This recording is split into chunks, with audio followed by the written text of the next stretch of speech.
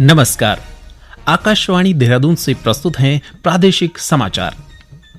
पहले मुख्य समाचार। प्रधानमंत्री नरेंद्र मोदी ने देशवासियों से आज से स्वतंत्रता दिवस तक हर घर तिरंगा अभियान में भाग लेने का आह्वान किया। मुख्यमंत्री ने देहरादून में मेरी माटी मेरा देश अभियान के तहत अमर बलिदानियों की स्मृति में शिलापट का अनावरण किया। कहा, आज के समय में भारतीय सेना पहले से अधिक सक्षम और सशक्त। चंपावत में सरकारी विद्यालयों के उन्नयन के लिए अवमुक्त धनराशि का उपयोग सही समय पर नहीं करने के कारण 185 विद्यालयों के प्रधानाचार्यों के वेतन रोकने के निर्देश। और कोटद्वार दुगड्डा राष्ट्रीय राजमार्ग वाहनों की आवाजाही के लिए सुचारू। मौसम विभाग ने अगले 24 घंटों में राज्य में कहीं कहीं भारी बारिश होने की संभावना व्यक्त की। समाचारों के साथ मैं संजय भंडारी। अब समाचार विस्तार से। देशवासियों में राष्ट्र प्रेम की भावना जागृत करने के लिए आज से हर घर तिरंगा अभियान शुरू हो गया है। प्रधानमंत्री नरेंद्र मोदी ने सभी देशवासियों से 13 से 15 अगस्त तक चलने वाले इस अभियान में भाग लेने और हरघरतिरंगा.com वेबसाइट पर तिरंगे के साथ फोटो अपलोड करने की अपील की है। प्रधानमंत्री ने कहा है कि तिरंगा स्वतंत्रता और राष्ट्रीय एकता की भावना का प्रतीक है। उन्होंने कहा कि हर भारतीय भावनात्मक रूप से तिरंगे से जुड़ा हुआ है और यह राष्ट्र की प्रगति के लिए और अधिक परिश्रम करने के लिए प्रेरित करता है। अभी तक 1 करोड़ 30 लाख से अधिक लोग तिरंगे के साथ फोटो अपलोड कर चुके हैं। संस्कृति सचिव श्री गोविंद मोहन ने कहा कि डाक विभाग अब तक 55 लाख झंडे डाकघरों के माध्यम से भेज चुका है। वस्त्र मंत्रालय 1 करोड़ 30 लाख झंडे राज्यों को भेज चुका है। श्री मोहन ने कहा कि राज्यों के स्व सहायता समूह करोड़ों झंडे तैयार कर रहे हैं, जो झंडा निर्माण में हमारी आत्मनिर्भरता का प्रतीक है। मुख्यमंत्री पुष्कर सिंह धामी ने आज देहरादून में मेरी माटी मेरा देश अभियान के अंतर्गत आयोजित वीरों का नमन कार्यक्रम में अमर बलिदानियों की स्मृति में शिलापट का अनावरण किया। इस दौरान उन्होंने सभी को पंचप्रण की शपथ दिलाई और अमृत वाटिका के लिए वृक्षारोपण किया। इस अवसर पर मुख्यमंत्री ने कहा कि उत्तराखंड वीरों की भूमि भी है। उन्होंने कहा कि प्रधानमंत्री नरेंद्र मोदी के प्रयासों से आज भारतीय सेना पहले से अधिक सक्षम और सशक्त हो रही है। श्री धामी ने बताया कि उत्तराखंड से द्वितीय विश्व युद्ध की वीरों की पेंशन को हर महीने 8 से बढ़ाकर 10,000 रुपए कर दिया गया है। उन्होंने बताया कि स्वतंत्रता संग्राम सेनानी और उनकी विधवाओं की प्रतिमाह पेंशन 21,000 से बढ़ाकर 25,000 रुपए कर दी गई है। मुख्यमंत्री ने बताया कि इस साल भी हर घर तिरंगा अभियान मनाया जा रहा है और सरकार इस अभियान को हर घर तक पहुंचाएगी। हर घर तिरंगा अभियान जोर शोर से हम लोगों ने उसको हर घर तक हम लेकर गए। इस वर्ष भी उस अभियान को बढ़ाना है। पिछले वर्ष जहां आदरणीय प्रधानमंत्री मोदी जी के नेतृत्व में पूरे देश के अंदर जो हमारे देश के ऐसे शहीद जो गुमनाम थे, लेकिन उन्होंने आजादी की लड़ाई में अपना महत्वपूर्ण योगदान दिया था, उन सभी को आगे लाकर उन सभी को सम्मानित करने का काम, अपनी उपलब्धियों पर खुशी मनाने का, अपनी उपलब्धियों पर जश्न मनाने का आजादी का अमृत महोत्सव मनाया था। और अब हम आजादी के अमृत काल में हम प्रवेश कर गए हैं। तो आजादी के अमृत काल में हम सभी को आने वाले जो 25 साल हैं, यानी कि 2047 जब हम देश की आजादी की शताब्दी मना रहे हों, उस समय हम विश्व के नेतृत्व करने वाले देश के रूप में हम अपनी पहचान बनाएं। इस मौके पर कैबिनेट मंत्री गणेश जोशी ने बताया कि कार्यक्रम के दौरान स्थापित शिला फलकम में 33 अमर शहीदों और सेनानियों का नाम अंकित किया गया है। उन्होंने कहा कि मिट्टी को नमन, वीरों को वंदन नाम शीर्षक के साथ इस अभियान में राज्य में अब तक 2000 से अधिक कार्यक्रम आयोजित किए जा चुके हैं। केंद्र सरकार की योजनाओं का लाभ लेने वाले प्रदेश के लाभार्थी 15 अगस्त के मौके पर नई दिल्ली के लाल किले में विशेष अतिथि के रूप में स्वतंत्रता दिवस समारोह के साक्षी बनेंगे। केंद्र की जल जीवन मिशन, प्रधानमंत्री किसान सम्मान निधि योजना, अमृत सरोवर योजना सहित विभिन्न प्रमुख कार्यक्रमों से संबंधित लगभग 1,700 लोगों को प्रधानमंत्री नरेंद्र मोदी के राष्ट्र के नाम संबोधन को सुनने के लिए आमंत्रित किया गया है। उत्तरकाशी जिले के वाइब्रेंट विलेज जसपुर के प्रधान हरीश राणा को नई दिल्ली में स्वतंत्रता दिवस कार्यक्रम में बतौर विशेष अतिथि आमंत्रित किया गया है।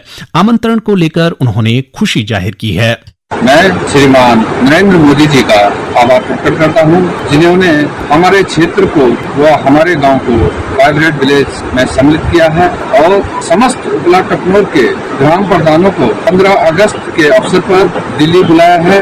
मुझे आज बहुत हर्ष और खुशी हो रही है कि हम सब क्षेत्र के जनप्रतिनिधि दिल्ली जा रहे हैं। पूरे क्षेत्र में हर्ष और उल्लास का माहौल है। चंपावत में भारत तिब्बत सीमा पुलिस की 36वीं वाहिनी ने लोहाघाट से हर घर तिरंगा अभियान के तहत जागरूकता रैली निकाली। वाहिनी के कंपनी कमांडेंट धर्मपाल सिंह रावत के नेतृत्व में पैदल मार्च कर रैली निकाली गई। इस दौरान लोगों को हर घर में तिरंगा लगाने का आह्वान किया गया। ये समाचार आकाशवाणी के देहरादून केंद्र से प्रसारित किए जा रहे हैं। ताजा समाचार के लिए आप हमारे फेसबुक पेज आकाशवाणी समाचार उत्तराखंड और ट्विटर हैंडल @AIR News_DDN को फॉलो कर सकते हैं। ये समाचार यूट्यूब चैनल आकाशवाणी समाचार उत्तराखंड को सब्सक्राइब कर सुने जा सकते हैं। साथ ही आकाशवाणी की वेबसाइट www.newsonair.gov.in/उत्तराखंड पर लॉग इन कर देख सकते हैं। चंपावत में सरकारी विद्यालयों के उन्नयन के लिए अवमुक्त धनराशि का उपयोग सही समय पर नहीं करने के कारण जिले के 185 विद्यालयों के प्रधानाचार्यों के वेतन रोकने के निर्देश दिए गए हैं। मुख्य शिक्षा अधिकारी RC पुरोहित ने जिले के सभी विकासखंडों के खंड शिक्षा अधिकारियों और उप शिक्षा अधिकारियों को इस संबंध में पत्र जारी कर दिया है। मुख्य शिक्षा अधिकारी ने बताया कि जिले के 681 सरकारी विद्यालयों में से 185 विद्यालयों ने टैबलेट, ड्रेस, इको क्लब, खेल और निर्माण सहित कई मदों पर आवंटित धनराशि का उपयोग नहीं किया था। उन्होंने बताया कि कम व्यय की वजह से केंद्र सरकार से वार्षिक कार्य योजना और अन्य बजट में धनराशि अवमुक्त नहीं हो पा रही है। इसके चलते इन 185 विद्यालयों के प्रधानाचार्यों के अगस्त के वेतन को रोकने के निर्देश दिए गए हैं। रक्षाबंधन के त्योहार को लेकर उत्तरकाशी में महिलाओं का एक समूह विशेष पहल कर रहा है। यह समूह पीरूल से राखियां बना रहा है। ग्रामीण उद्यम परियोजना के तहत पुरोला विकासखंड के इस महिला समूह को पीरूल से राखियां बनाने का प्रशिक्षण दिया गया, जिसके बाद करीब 28 महिलाएं इन दिनों स्वरोजगार के लिए राखियां तैयार कर रही हैं। ग्रामीण उद्यम परियोजना के परियोजना प्रबंधक कपिल उपाध्याय ने बताया कि महिलाएं इस व्यवसाय में रुचि ले रही हैं और आत्मनिर्भर बन रही हैं।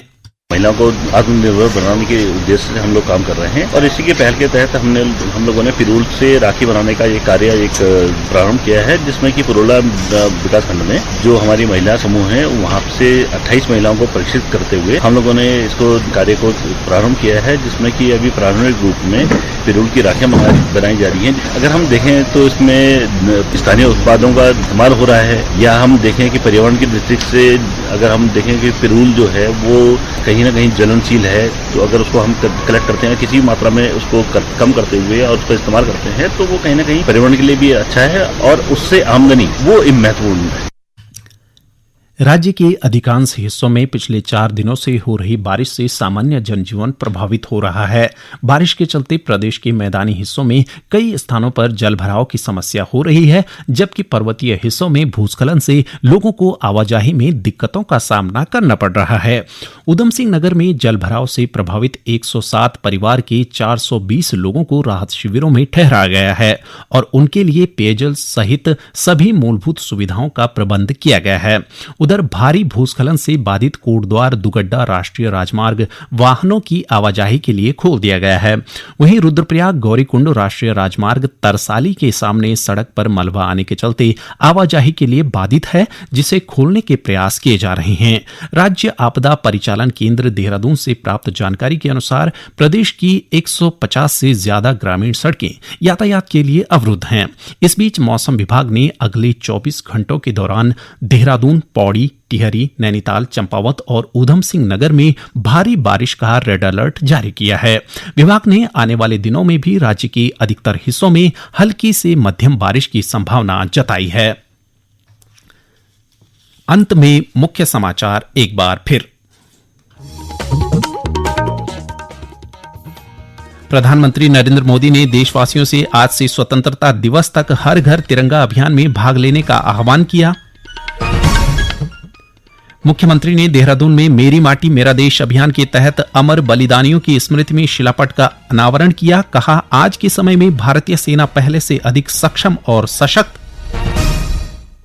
चंपावत में सरकारी विद्यालयों के उन्नयन के लिए अवमुक्त धनराशि का उपयोग सही समय पर नहीं करने के कारण 185 विद्यालयों के प्रधानाचार्यों के वेतन रोकने के निर्देश। और कोटद्वार दुगड्डा राष्ट्रीय राजमार्ग वाहनों की आवाजाही के लिए सुचारू। मौसम विभाग ने अगले 24 घंटों में राज्य में कहीं कहीं भारी बारिश होने की संभावना व्यक्त की।